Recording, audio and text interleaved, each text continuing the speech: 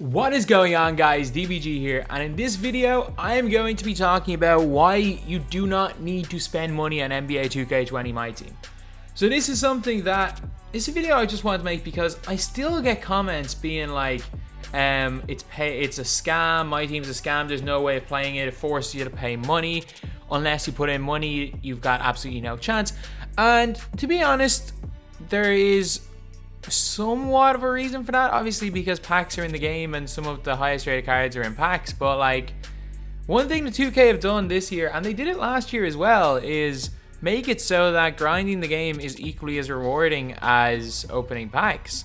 So yeah, pretty much I've built a squad that I think can compete with any squad in the game, maybe even beat any squad in the game, with 91,000 MT left over. I have also got at least 25k MT in these cards here, and I'm also probably going to go and upgrade Darryl Armstrong and go and sell him for a bit of MT, and also sell Rick Smith. He got about 40k MT, so I'm going to end up probably with around somewhere in the ballpark of 150 160k MT minimum, and I've spent no money in this game. Although I have put a lot of time into it, I have not spent any money at all. So first of all, one thing that a lot of people kind of have not really talked about, which is huge, is that today in My Team. So as you guys can see, there's triple threat online token bonuses, so earn one free token after every win. You can literally win these games.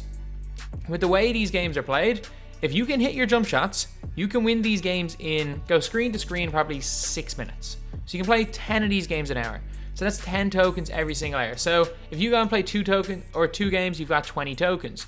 And those 20 tokens can be, if you're just starting out the game, it can get you pretty much most of the way to finishing the Emerald Rewards.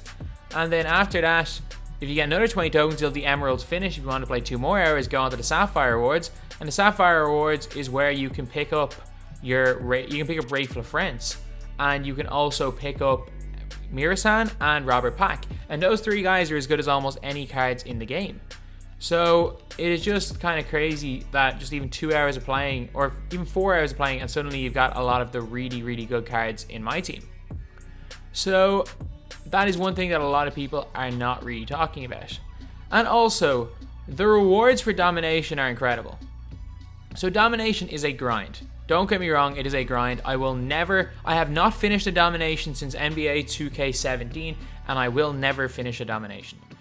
Dale Ellis is, for 99 cards in Historic, is arguably the best card in the game. A lot of people who use him think he's the best card in the game. Sean Kemp is meh for all-time Domination. He's not great. But the thing is that once you get all these rewards, like once you completely complete Domination, there's a lot better cards you can get. So trying to see where they are. Is Domination Rewards here? So you get all these from the Eastern Conference. You can get a Danny Green card who actually evolves to an Amethyst. So you can basically get a free Amethyst as well as the Sam Jones. And you get a Sean Livingston who also goes up to an Amethyst for completing all of these players. So if you fully evolve Stackhouse, McAdoo, Cliff Robinson, Mo Peterson, Mahmoud Abdul-Rauf, Bob Sura, Sean Livingston, Danny Green, you get Jay Rich, who can go up to a Galaxy Opal, and right now this is the best card you can get in My Team. He is better than Dominique Wilkins for getting 1,000 wins in triple threat offline. And then, so obviously the completion rewards, trying to find where, not an unlimited player of the month.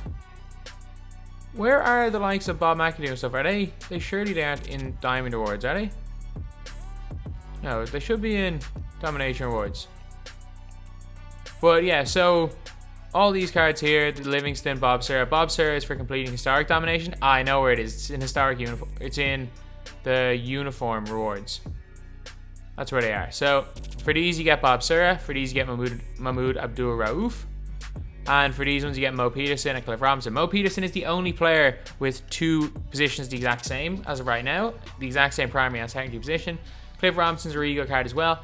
And Bob Sura may be one of the best point guards in this game. He's just a dunking machine. He can shoot the ball. And these are cards you cannot buy. These are cards you cannot buy and you can only grind for. And whatever about token rewards, some of these cards are good enough. Token rewards are no better than cards that you can grind for. You look in the multi-dimensional set, this guy's 5k MT. he's really, really cheap, but you've got to grind him up. If you want to make him good, you got to grind him up by Evo in the card. And same with Charlie Ward. Like, these two guys Evo'd are better than pretty much all. They're better than the Busher. They're better than Michael Jordan. They're probably better than Havlicek.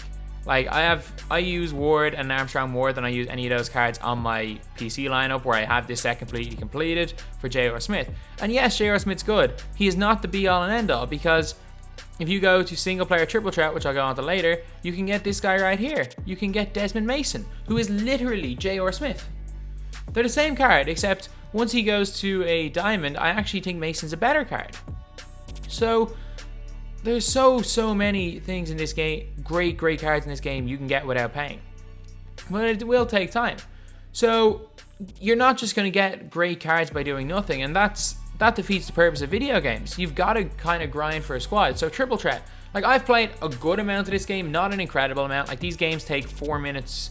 Screen to screen's 5 minutes.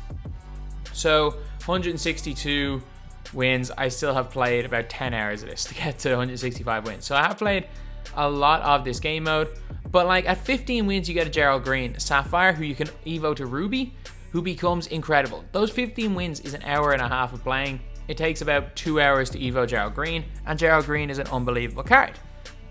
Then you go up to 50 wins, you get Darius Miles, who is a lot harder to Evo because you got to play some rookie domination. Playing rookie domination is needed because he needs to hit 60 3-point shots with a 3-pointer, but once he gets to an amethyst, he becomes a game-changing player, better than almost anyone. You can get the Cliff Hagan card. I know it's completely chance with the vault, but you can get that card for free and he's really good. Then in 100 wins, you get one of the best cards in the game, Desmond Mason. And I get it, 200 wins, Jason Williams is very underwhelming. I probably won't use him, but I'm looking for 300 wins, Jamal Crawford, and eventually, hopefully by Christmas, I can get to the 500 wins and get Pink Diamond Serge Ibaka, who goes to a Galaxy Opal. So, and then obviously, Denver Struck already has him. Denver Struck got him a couple of days ago. He got 1,000 wins a couple of days ago, which is crazy. So again, the only opals you can get right now are from grinding the game. You gotta have a serious, like, you gotta basically no life the game, and that's not realistic for most players, but you can grind. And a lot of the people that say this game is pay to win obviously look at the fact that there's packs in the market, but like, we have gotten one diamond card so far, and it's the Earl Monroe. Jerry Sloan, who's 20 KMT, is way better than this Earl Monroe. Jerry Sloan's unbelievable. And these cards, because the packs were kind of juiced, are so cheap. Like, sure, you can open packs for the cards, but opening packs isn't worth it. It is never worth it for these type of cards. Just pick them up in the auction house. I know the auction house is harder to snipe, but there's such an easy way of making MT, and it's evoing cards. Like, if you want to make MT, you can evolve cards. Like, Rick Smits goes from 12 to 15k MT, and if you play 30 games and score 500 points and get 250 rebounds, and that's fairly doable. Like, by the end of today, I'll probably have the 500 points and 250 rebounds with him, and I can suddenly sell him for like 40, 50k MT. It's a massive profit. We've got Charlie Ward, who literally, someone in my comment section said that they made 80,000 MT off him by buying him low in his Emerald. You only need to score 10 points to get up to Sapphire, then upgrading him in one game to a Sapphire for triple threat, and then selling him on for like a 2.5k profit. So there's so many ways to make MT this year, as well as some of the best cards just being available from grinding. Like, again, Triple Threat Online had this reward, so I'm guessing these rewards are going to be really common. The Channing Frye reward last week, who becomes one of the best cards in the game. Like, I can barely miss Channing Frye. He's currently averaging 13.7 points per game for me through 53 games. I evoed him up really quickly, and he's a fantastic card. I evoed him up in 2 days to become one of the best cards in the game. So the way the game is right now, and just the way everything is, and I haven't even mentioned Spotlight challenges. I have not even mentioned them. These challenges to an extent are pay to win. Don't get me wrong.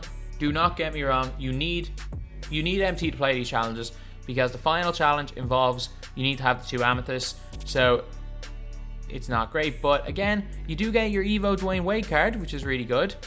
You get you don't get Evo Deshaun Stevenson or any of the others, and you get Alonzo Mourning for finishing it if you have MT. But the thing is, like, you only lose the tax because you buy the cards for the MT and you just sell them back after the game. And then you get an Evo Dwayne Wade card, who, when you fully evolve him up, becomes an absolute beast. Once he's an amethyst, he becomes incredible. He can shoot the three, he's super fast, he can dunk on everybody. Sure, it's a grind, but the best cards in this game are earned from grinding. They're not earned from putting money into the game right now. 6 months down the line, this may not be true. 6 months down the line, you may have to open your wallet to get the best cards in the game, but you don't need the best cards in the game, because these are the type of cards that are going to be good from start to finish. Like, I can guarantee you that Diamond Desmond Mason, with the quick first step badge, with really good speed, with the really good dunk, good 3-point shot once he's upgraded, is going to be usable in March. I can guarantee you that. While the likes of Keita Bates Diop are going to be outclassed, while the likes of Scott Skiles will be outclassed, Charlie Ward might be outclassed. Channing Frye is going to be usable for the whole year. Rick Smits, I'm probably going to sell him, but he will be usable the whole year because of his height, because of his mid-range shot of 97. LaFrance will be usable until January, February. You gotta think about it, like, they only start releasing the super overpowered, the Galaxy Opal cards in May or so. Around April, May is when they start releasing the overpowered players. Until then, you can still get away with the good rubies. Just like last year, I was still using Darius Miles on Unlimited in April, and he was still dominating. I was using Jonathan Isaac on Unlimited till they went on the Opal spree in June. You can still use these cards, and anyone who thinks that you need a full diamond team just doesn't understand the way my team is. You need players to do specific things. Like, if your players have got the quick first step badge, they can shoot the lights out and they can dunk, and your point guards have floor general gold and dimer gold, and all your players can hit open jump shots and you know their releases and green them, you are going to win more games than someone with a full pink diamond squad. Because if you guys have seen what they've done with pink diamonds, just look at this. Like, these pink diamonds are terrible. Like, they're terrible. Like, Dave Cowens, 91, 4 Hall of Fame badges. There's some of these with like 2, 3 Hall of Fame badges. Sapphire Shaq has 3 Hall of Fame badges. Patrick Ewing has 4.